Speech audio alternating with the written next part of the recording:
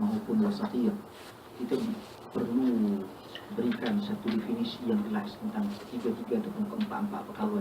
Apa maksud sebenar? Kadang-kadang bila bercakap, sebut liberal dia duk terbayang, terbuka dan sebagainya.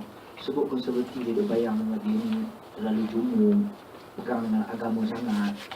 Okay.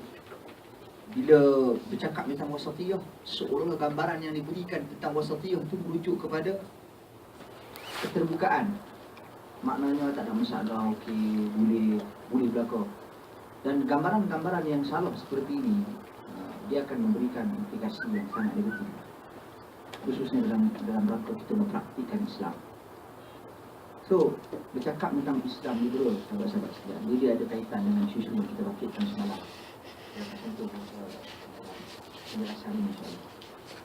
Islam liberal, sejarah dulu zaman Nabi, liberal ini tak ada role. Maknanya dari sudut ideologi seperti hari ini, zaman Nabi tak ada. Dia datang selepas zaman Nabi SAW, yang mana disebut dalam sejarah Islam sebagai al-irja ataupun al-murji'ah. Ini golongan pertama sebenarnya yang membawa ideologi liberalism. Tetapi dia bawa dari perspektif akidah. Bagaimana dan apa yang dia bawa? Saya cerita hubung kait al-murji'ah ini, pecahan kelompok ini suatu ketika dahulu, dengan liberalism pada hari ini. Murji'ah ni dia buat satu pendekatan amalan tidak ada kaitan dengan naik dan turunnya iman. Itu konsep asas. Buat biar apa pun, iman lain, amalan lain. Maka tidak ada masalah jika orang berkata, walaupun aku buat maksiat, tapi aku tetap kategori orang yang beriman. Iman bagi dia seolah-olah tak naik dan tak turun, dia statik. Maka setiap orang Islam terus dikategorikan sebagai orang yang beriman. Itu ideologi asas al-murji'ah. Apa hubung kait dengan ideologi liberalisme pada hari ini? Ini dia bagi Islam liberal pada hari ini. Antara perkara yang paling jelas, mungkin kita boleh dapat dapati melalui contoh. Kita nak pergi kepada teori, kepada konsep dia, mungkin itu satu perbincangan yang lain yang diadakan. Saya nak pergi contoh dia, kita ambil, kita praktik, kita faham. Contoh dia, kita ambil dari sudut apa kita nak ambil amalan-amalan yang bercanggah dengan prinsip dan nilai Islam. Seseorang tu buat, bila dihukum amalan tersebut, dia kata, ya, walaupun aku buat benda ni, tapi hati aku baik. Dia mewujudkan pengasingan antara kesan amalan terhadap naik dan turunnya iman. Maka tengok secara meluas apa ada. Itu konsep asas dia. Ada je pemikiran macam ni, itulah liberal sebenarnya. Sedangkan di sisi Ahlus Sunnah wal Jamaah, amalan memberi kesan kepada naik dan turunnya iman. Itu prinsip kita. Sebagaimana kata Allah di dalam Al-Quran, innamal mu'minuna alladhina idza dzukirallah wajilat qulubuhum wa idza tuliyat 'alaihim ayatuhu zadatuhum imana. Orang yang beriman itu apabila disebut perkataan Allah kepada mereka, bergementarlah hati-hati mereka, dan apabila dibacakan ayat-ayat Allah kepada mereka, bertambah iman mereka. Maknanya Allah kata di sini, iman tu ada masa naik, bertambah. Bertambah bila melakukan kebaikan, bila melakukan kebajikan, dia bertambah. Melakukan hal-hal yang membawa kepada pahala. Dan dia akan berkurang bila? Dia akan berkurang bila buat apa? Sebagaimana kata Nabi SAW, la yazni az-zani hina yazni wa huwa mu'min. Tidak berzina seseorang berzina itu ketika mana dia berzina, dia dalam keadaan yang beriman. Maknanya bila dia berzina, dia tak beriman, maknanya iman dia dah turun. Dan sebab tu kita kritik. Ada orang dia berzina, dia kata, wah, aku kata aku berzina orang ni, hati aku baik, aku tak kacau dengan orang, aku masih lagi beriman kepada Allah. Sebenarnya ketika dia berzina, iman dia turun. Wala yasriqu as-sariq hina yasriq wa huwa mu'min. Tidak beriman. Dan seperti mana seorang pencuri itu Tidaklah dia mencuri ketika mana dia mencuri di dalam keadaan beriman. Tak boleh kata Robin Hood curi, bagus dia curi. Dia curi untuk tujuan membantu orang lain, untuk tujuan kebajikan. Tak boleh. Sebab apa? Sebab amalan itu amalan yang tak betul. Amalan yang tak betul, dia takkan boleh dikonekkan dengan niat yang betul. Amalan yang betul sahaja boleh dikonek dengan niat yang betul. Niat yang betul dengan amalan yang betul. Dia tak boleh niat lain, amalan lain pun tak betul. Katakan buat amalan baik tapi niat tak ikhlas, nak tunjuk kepada orang, benda tu pun tak betul. Nampak? Niat baik buat amalan jahat pun tak boleh. Dia mesti kedua-dua ini seiringan. Bila seiringan, kita akan bebas daripada liberal satu lagi daripada kemunafikan. Di dua kecenderungan. Sama ada yang dia sembunyikan, dia buat benda baik tapi dia tak ikhlas, yang menjadi munafik. Sifat ataupun ciri-ciri munafik. Satu lagi, dia niat dia baik. Bagi dia ni benda ni aku tak kira orang buat jahat pun tapi hati aku baik. Yang ni dia akan jadi golongan-golongan yang disebut sebagai liberal. Itu basic dia punya pemikiran. Hasil daripada pemikiran yang seperti ini, teori yang seperti ini, dia akan pergi dalam banyak sudut. Dia akan pergi sampai kepada membuat penilaian-penilaian yang bukan-bukan tentang agama, membuat tafsiran-tafsiran yang bukan-bukan daripada agama tentang agama. Dia membebaskan minda dia daripada keterikatan dengan nas-nas wahyu. Sebab tu daripada Murji'ah ni dia pergi kepada Mu'tazilah. Mu'tazilah ni yang disebut semalam ni, yang mana Mu'tazilah ni meletakkan teori akal pendahulu bagi segala-galanya. Dalam konsep tema pegangan pendirian mereka, at-tahsin wa taqbih wa al-aql. Nak kata sesuatu benda itu baik ataupun sesuatu benda itu buruk adalah bergantung kepada akal. Yang mana akal kata baik, maka baik. Yang mana akal kata buruk, itu adalah buruk. Ini teori Mu'tazilah. Jadi dia kalau gabungkan sekali dengan teori Murji'ah ni, maka tuan-tuan dan sekalian, inilah realiti yang kita dapat kita lihat. Cara berfikir dia tak ada kekangan. Dia tak ada disiplin dalam berfikir, dalam memberikan pendapat, pandangan dan sebagainya. Bahkan dalam berakidah dia tak ada disiplin. Sebab tu boleh wujud daripada liberal akan berhasil pluralism, sehingga akan membawa pengiktirafan. Kita bimbang. Contoh pada hari ni, orang sibuk dengan interfaith punya dialog interfaith. Bukan tak bagus. Kadang-kadang orang salah faham bila kita kata jangan dulu, dia kata apa masalah benda ni bagus. Sekarang saya nak tanya, akidah Islam, you study lagi pasal akidah Islam yang dah sibuk nak pergi kaji akidah Kristian. Akidah Islam tu dulu sendiri, kita sendiri, sejauh mana pendirian kita. Tak mustahil seseorang bila dia ta'ammuk, terlalu mendalami akidah lain, dia duk pergi baca Bible lagi banyak bila dia baca Quran. Mana masalah dia? Dia baca Bible atas tujuan yang baik asalnya, untuk tujuan menganalisa dan buat comparison. Tapi dia buat comparison pun dalam keadaan sejauh mana pengetahuan tentang agama sendiri.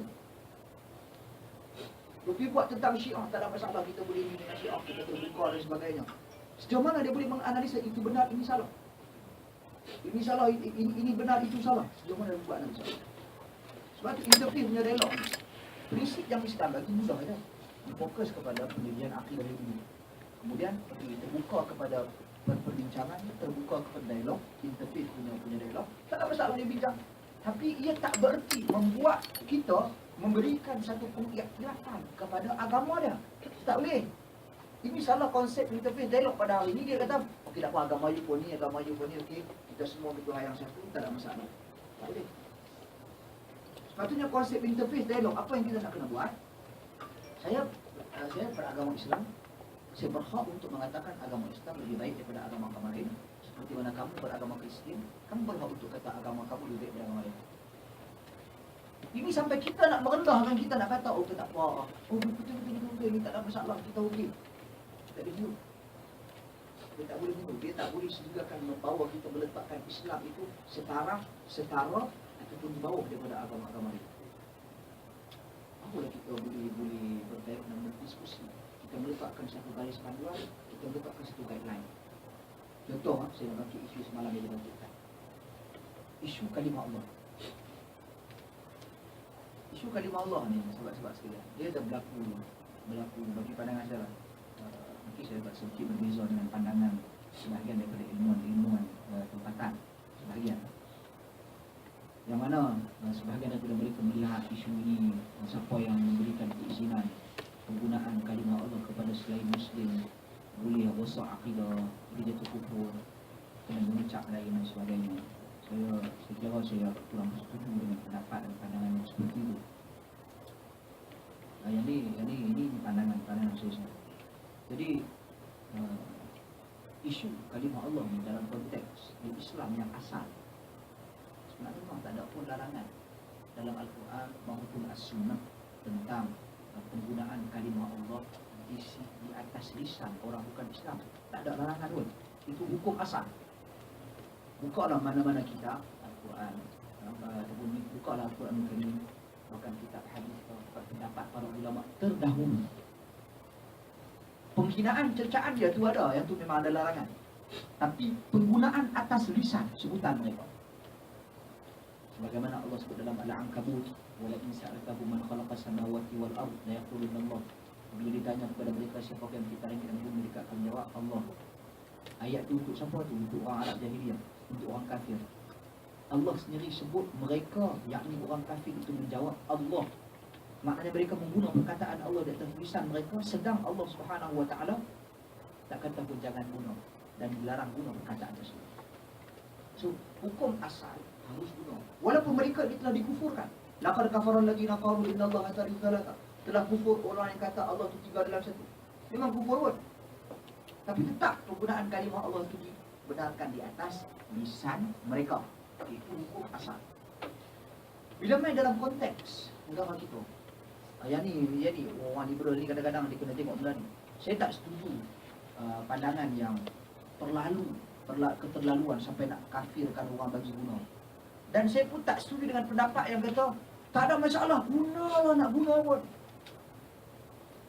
Saya tak setuju pandangan yang seperti ini. Sebab kita kena lihat dalam konteks negara kita. Apa isu sebenarnya isu kalimah Allah di dalam negara kita ni? Apa isu sebenar? Sahabat-sahabat, saya nak tanya, Kristian berapa persen dalam negara? Kristian dalam negara Malaysia 11 hingga 15% Kristian dalam negara kita. 11 hingga 15%.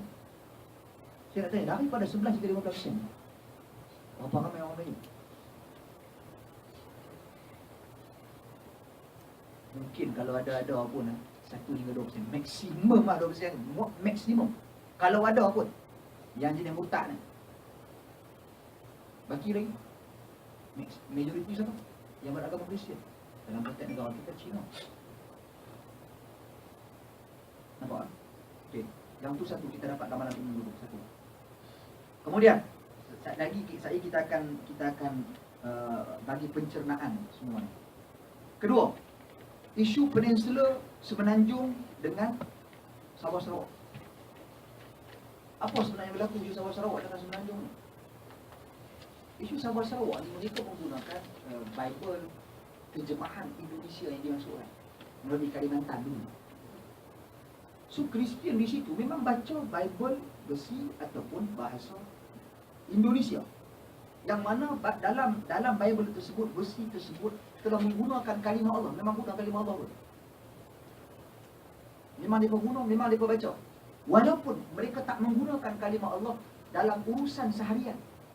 Orang Kristian di sana, SID, yang Sabah punya gerakan Sarawak dan Sabah punya Borneo punya, apa dia bagi? Saya tak ingat istilah dia. Borneo punya gerakan Kristian. Yang mana, tuan-tuan, sahabat-sahabat sekalian, dalam urusan seharian mereka, dia tak guna pun kalimah Allah ni pun.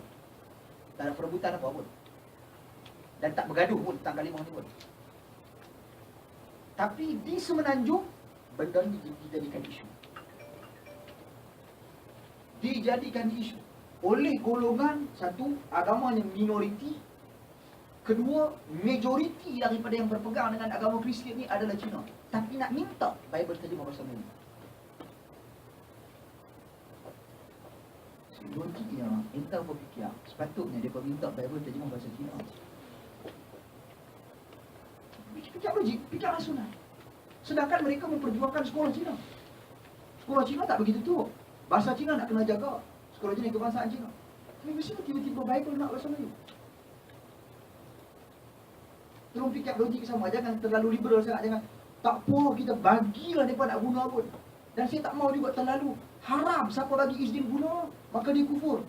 Jadi orang kata awak pergi kat Sabah Sarawak kufur, mereka kat Malaysia tak kufur. Pergi kat Sabah Sarawak tak kufur, mereka kat Malaysia kufur. Jadi orang duk komen macam tu. Sebenarnya decision yang dibuat untuk isu Sabah Sarawak dan akibat daripada penggunaan Bible dalam bahasa Indonesia telah lama, puluh tahun dah guna. So itu decision yang dibuat. Dan kita kena tahu Sabah dulu asal pun majoritinya adalah orang Kristian. Walaupun isu RCI dimainkan dan sebagainya, tapi saya melihat usaha untuk meramaikan orang Islam di Sabah itu, sehingga menjadikan kerajaan Sabah pada hari ini dipimpin oleh orang Islam. Sarawak dipimpin oleh orang Islam dalam keadaan majoriti di Sarawak 65% orang Kristian, orang bukan Islam di Sarawak, tapi masih lagi dipimpin oleh orang Islam. Walaupun macam-macam isu tentang dikaitkan dengan kepimpinan Sarawak, kepimpinan Sabah dan sebagainya, tapi saya still melihat mendahulukan orang Islam itu lebih utama daripada orang lain. Dan tentu saya tak tahulah kalau kita di sini kata tak perlu dan sebagainya. Jadi saya baru-baru ni bila ke Australia, kita ada interfaith punya das.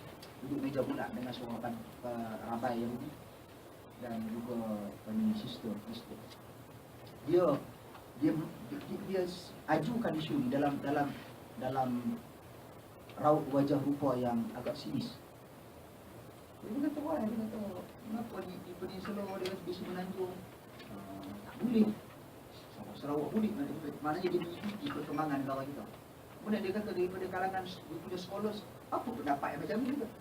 Takkan di sini tak boleh, takkan bila aku pergi sana aku sebut Allah, dia nak su je. Dia pergi sampai ke tak. Saya kata, benda ni dia kena faham dari sudut perbezaan minoriti. Dia tak boleh bercakap tentang equality. Islam tak cakap pasal equal. Islam bercakap tentang keadilan. Sama rata bukan konsep adil. Salah tu. Sama rata bukan konsep adil. Keadilan ni apa kata Nabi dalam hadis? Nabi sebut dalam hadis tentang wasatiyah itu. Bukan dari ja'alnakum ummatan wasata. Kami jadikan kamu para sahabat umat yang wasata. Nabi memberikan tafsiran wasata itu apa? Wasatiyah itu apa? Wal adl. Maksud wasatiyah itu adil. Kata ulama memberikan penjelasan, kata sahabat Nabi, apa maksud adil? Ita uji haqqin haqqah. Memberikan hak kepada yang berhak.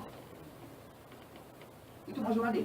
Dalam riwayat yang disebut wad'u syai' fi mawdi'i, meletakkan sesuatu pada tempatnya. Ini adil.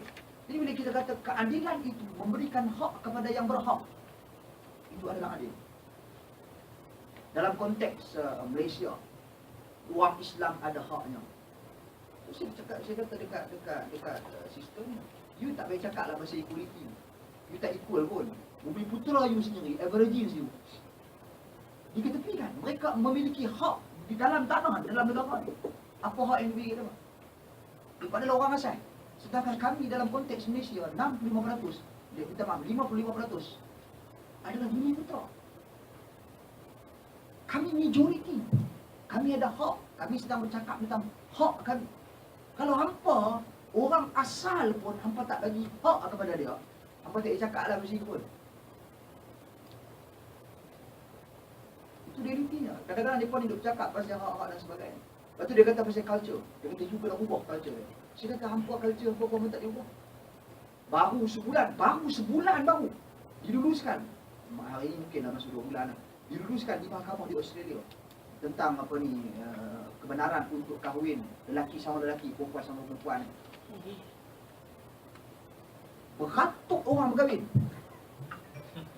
Nak tanya agama Kristian boleh tak boleh? Agama Yahudi saya tanya dapat boleh tak boleh? Kristian boleh tak boleh? Tak boleh. Macam tu tak boleh ubah.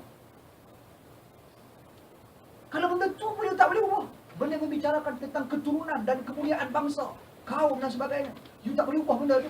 You jangan cakap tentang negara orang. You fokus tentang negara you dulu. lagi, kadang-kadang kita bercakap, kita tak susun fakta dan maklumat. Kita cakap, memang betul, saya setuju. Kalau kita cakap, hukum asal penggunaan kalimah Allah, boleh, tak ada masalah, saya setuju. Tapi perlu melihat pada realiti dan keadaan suasana. Dalam konteks negara yang bagaimana, ratusan, demografi itu kita kena tengok juga. Tak boleh pakai tibai itu pun. Lepas tu tak boleh juga yang ni, siapa bagi guna kafir? Yang tu pun bagi saya tak relevan pandangan seperti itu juga. So kita perlu lihat dari kedua-dua perspektif.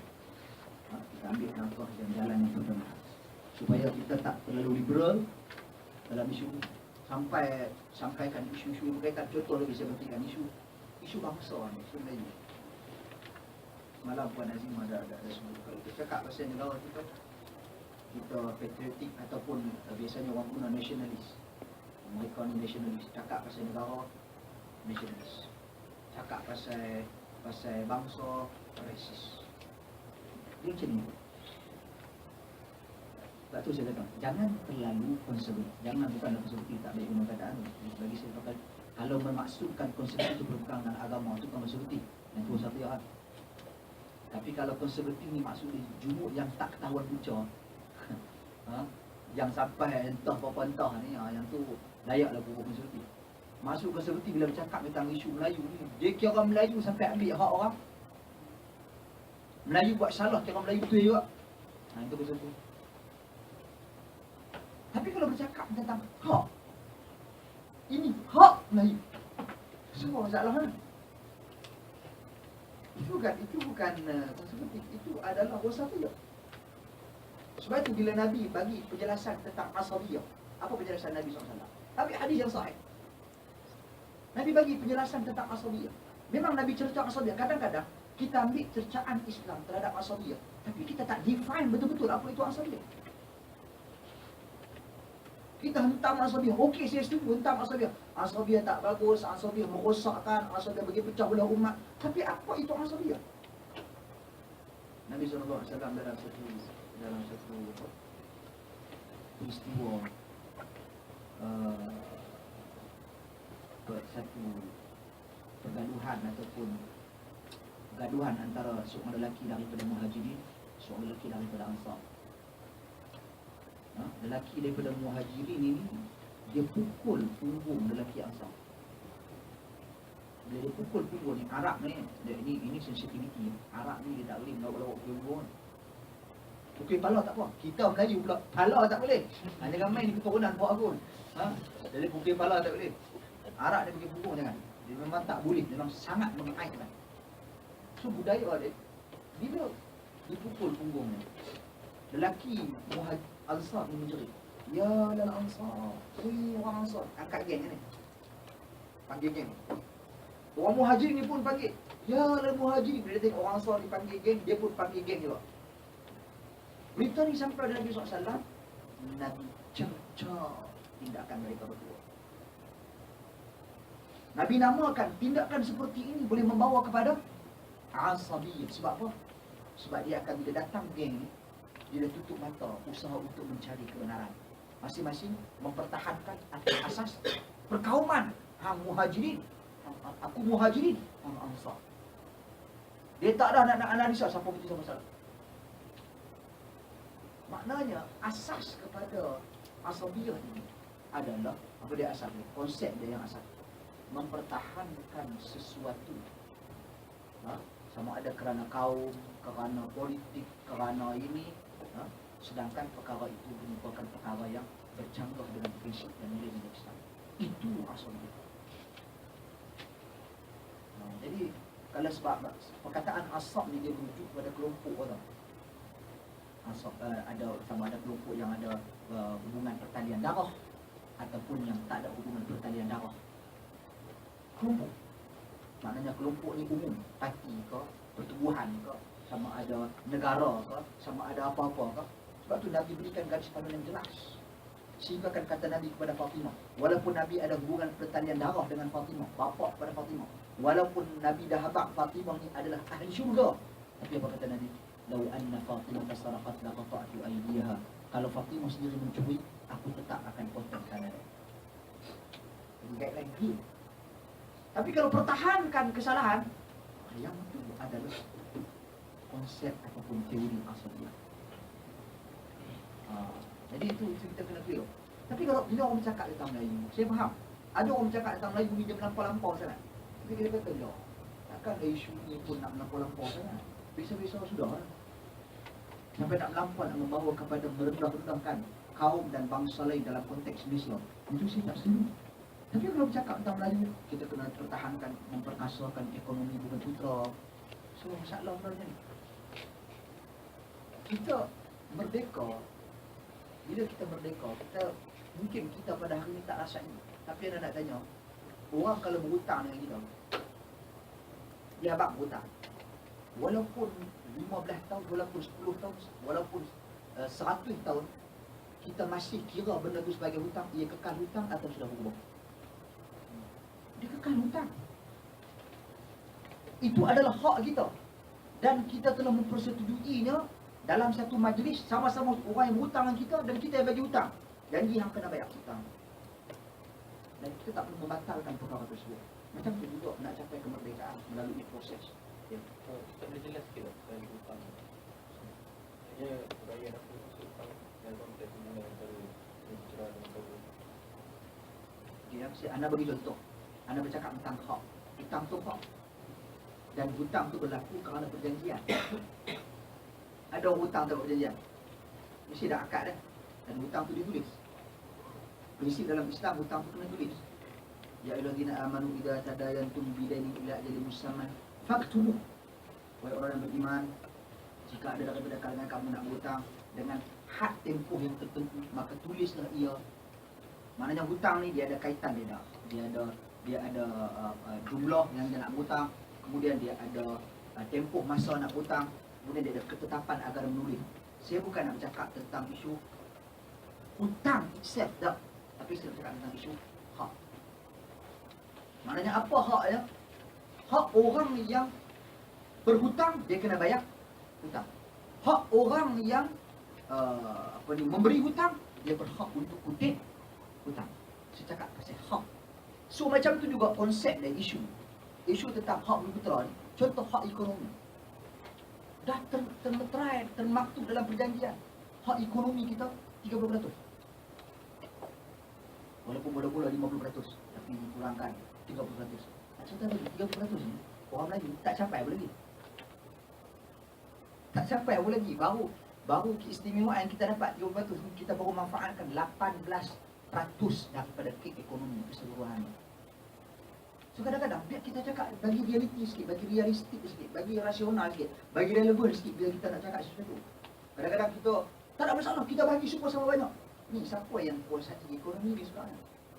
Dalam konteks negara kita. Kita tak kata bila bukan Melayu menguasai ekonomi, berarti kita ni lemah, terbelakang, macam kita kata sekarang. Anda tak setuju pernyataan seperti itu? Kita sekarang ni sedang membina. Bila kita membina sekarang ni, apa-apa kemampuan yang kita ada untuk bantu masyarakat kita, selama mana ia berasaskan perjanjian yang dipersetujui bersama, perlembagaan, constitution, yang ini kita gunakan. Melainkan kita ambil hak orang lain. Yes, yang tu baru asabiyah, yang tu baru resis. Jadi yang ini kita kena faham benar. Sebab kalau adakah hutang itu akan dilangsaikan? Maksudnya, adakah kita akan terus sampai bila-bila akan ada hak tu? Hutang setiap dia takkan dapat diluputkan dan dihapuskan oleh sesiapa pun, melainkan daripada orang yang memberi hutang, penghutang. Siapa pun tak dihapuskan. Dan dalam hadis pun yang Nabi sebut satu pengecualian khas kepada orang yang memang dia ada keinginan tinggi untuk bayar hutang, tetapi terhalang akibat kemampuan, akibat ketidakmampuan dia tak mampu nak bayar, dia ada masalah dan sebagainya. Tapi memang dia nak bayar, memang dia orang yang committed nak bayar hutang. Yang tu Allah saja tahu. Kita tak boleh buat benda ni, kita kata kalau situ kita tak payah bayar, tak apa. Pasal Allah akan tunaikan untuk dia. Allah akan tunaikan untuk dia dengan syarat dia sendiri dia committed untuk bayar. Dan benda tu Allah tahu. Dia tak boleh kata kita hari ni kita betul-betul syurga. Ya Allah tolong bayar. Tak. Tentang hutang ni satu benda serius. Sebenarnya saya bukan nak cakap pasal hutang tu. Saya nak cakap tentang konsep hak. Bila orang hutang kita rasa kita ada hak untuk meminta benda tersebut. Ha? Mungkin kalau konsep yang lebih jelas lagi, saya kata kita buka syarikat. Kita tanda tangani satu perjanjian untuk buka syarikat. Bukan lagi kita buka syarikat, akta syarikat. Buka sendirian berhad, dia kena ada minimum syarikat, dia kena ada 2 orang director, minimum 2 orang.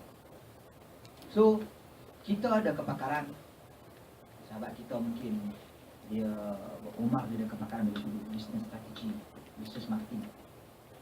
Dia tahu macam mana nak pasarkan, macam mana nak marketkan, macam mana nak ni dan sebagainya. Dan dia ada produk. Ataupun dia tak ada produk, kawan dia ada produk. Kawan dia ada produk tapi tak ada strategi marketing. Tak ada ilmu tentang bisnes perniagaan. So buatlah mereka berdua pun buatlah, kita dengan kawan kita pun buatlah satu syarikat. Saya tak satu company. Bila saya tak satu company, isu yang pertama tunggu kepada mereka. Saham. Saham itu nak apa? Saya kata, wish, saya nak majoriti ya. Majoriti orang 51%. Kawan 49%. Kawan dia kata, pasal orang kita nak majoriti? Apa hak yang untuk kita nak majoriti? Kita kata lah, saya ada kepakaran untuk marketan. Oh, kalau tak ada barang, nak ambil kau? Lepas tu dia kata, dia kata ada, kalau tak ada ni, kalau barang pun ada saja, dia tak nak marketkan, tak guna juga. Lepas tu tepi pada stage yang kedua. Kalau macam tu kita ikut, tak bergantung pada kepakaran lah. Payah tak ikut gaduh. Kita kata kita pergi kepada stage yang kedua, modal. Kita ada apa? Katanya pada kawan nanti yang ada produk ni. Saya ada 50,000. Okey, tak apa, saya letak 51,000. Letak 52. Lalah kali bersetuju, lalah kali tak apalah. Saya letak semua duit saya ada 70,000. Kamu dia kata, saya letak duit semua duit saya, lalah kali saya ada 50,000 tak lebih. So, siapa majoriti? Inta majoriti. Bila inta majoriti itu telah ditandatangani daripada awal, maka sebarang keuntungan syarikat, hak inta yang berhak inta tuntut adalah 70 berasaskan percentage yang ada.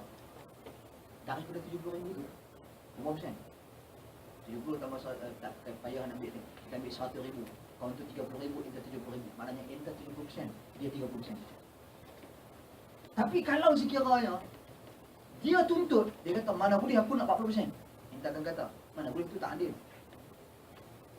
Inta bagi 30,000 je, 30% je. Tapi Inta nak 40%. Ana bagi 70%. Ini hak Ana. Inta pula kata, aku nak lebih sikit lah. Aku kerja teruk, tak boleh juga. So sebab ni bila kita faham konsep hak ni, macam tu negara kita merdeka. Masa nak merdeka dulu, majoriti rakyat dalam negara kita adalah orang Melayu. Yang memerintah ketika itu adalah Raja-Raja Melayu. 75% ketika itu adalah orang Melayu. So masa tu nak merdeka, raja-raja kita nak supaya Islam terpelihara, nak supaya orang Melayu dijaga, nak supaya sekian, ekonomi orang Melayu terjaga terpelihara dan sebagainya. So benda tu yang berterusan sebenarnya. Kita pada hari ini, kita tak rasa sangat. Sebab apa? Sebab kita bukan sama ada orang yang bersama-sama mencapai kemerdekaan ketika itu, ataupun orang yang berada di pasca kemerdekaan. Kita ni lebih lah ni, kita ni dari ke depan. Jadi kita tak lihat, bahkan kadang-kadang kita tak mengkaji serta menganalisis sejarah. Sebab tu bila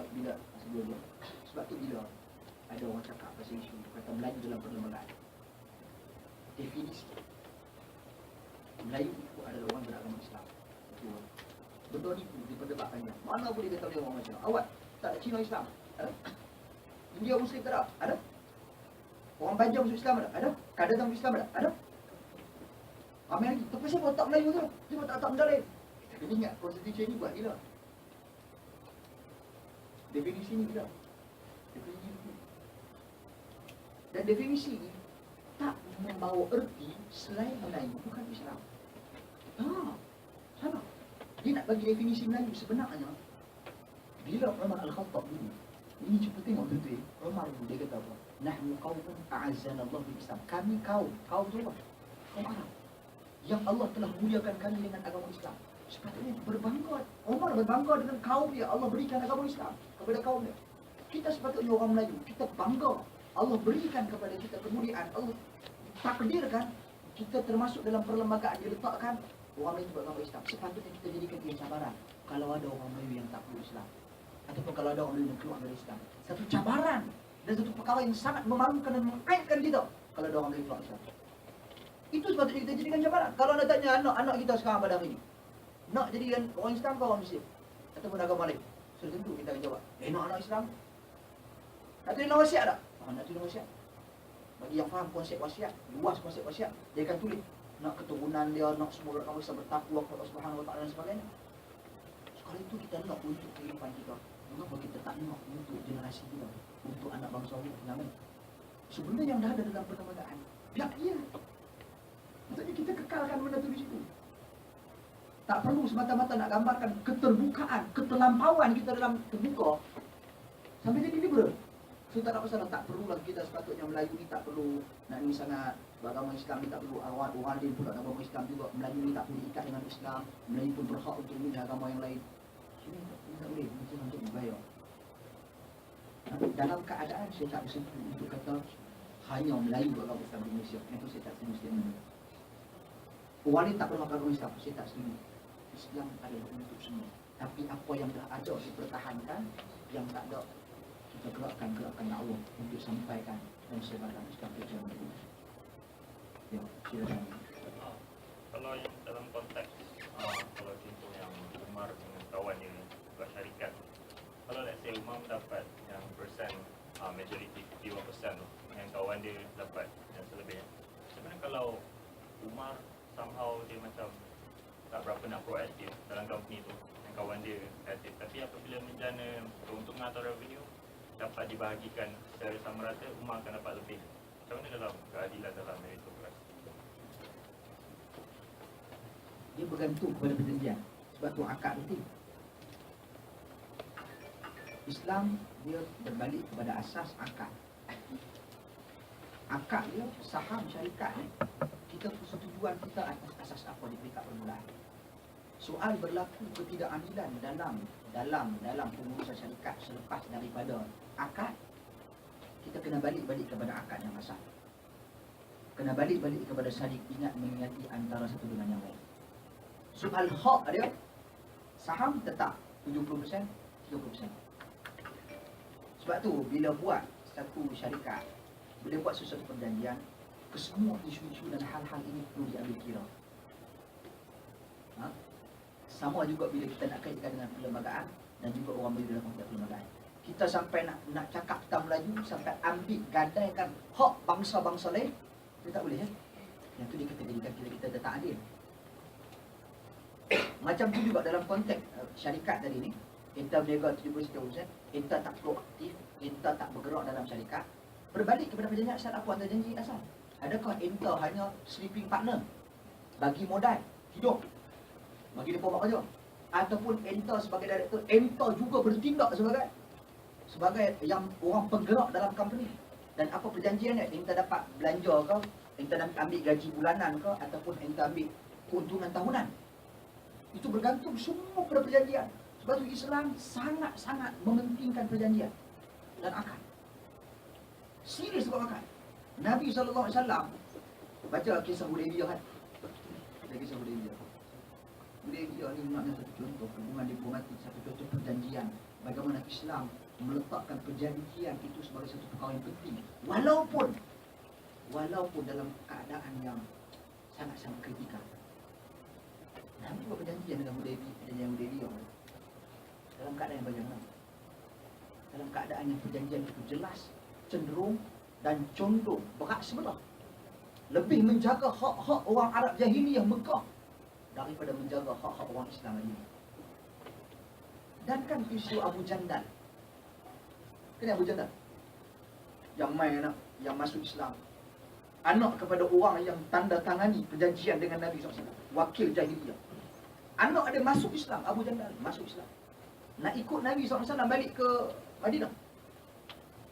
Tapi apa kata bapak dia? Ya Muhammad, qad tammat hadhihi al-'aqd qabla an ya'tiyaka hadha. Perjanjian itu telah dimeteraikan sebelum orang ni datang. Dia tak dibalik. Sebab syarat dia perjanjian Hudaybiyah ni, orang Mekah kalau masuk ke Madinah, orang Madinah kena hantar balik, tak boleh tahan ataupun tawan. So kena hantar balik. So Abu Jandal ni menjerit-jerit, menangis-nangis, ya Rasulullah, aku nak ikut kau balik, macam mana aku nak praktikkan Islam dan sebagainya. Dalam keadaan seperti ini, tekanan Arab Jahilah di sini dan sebagainya. Nabi kita tak boleh pegang dengan perjanjian. Sebab apa? Sebab hikmah besar. Sahabat-sahabat Nabi ramai yang mengkritik tindakan Nabi, tak setuju. Sampai kan Nabi dan Nabi kata semua tanggalkan kain ihram, tanggalkan pakaian ihram, cukup kepala dan kita balik. Tak nak siapa cukup kepala kan?